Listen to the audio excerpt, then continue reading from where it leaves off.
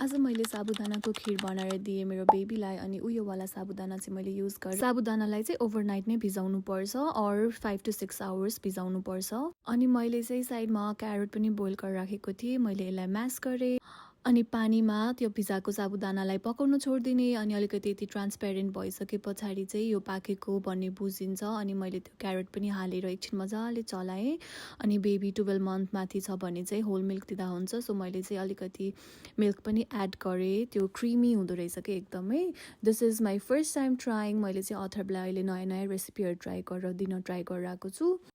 अनि एकछिन मजाले त्यो मिल्कहरू सबै सोक हुन दिने अनि एकदमै क्रिमी हुँदो रहेछ कि। अनि स्विटनरको लागि चाहिँ एज युजुअल मैले यो डेट्सलाई प्युरी बनाएर राख्छु अनि अलिकति हालेँ मैले।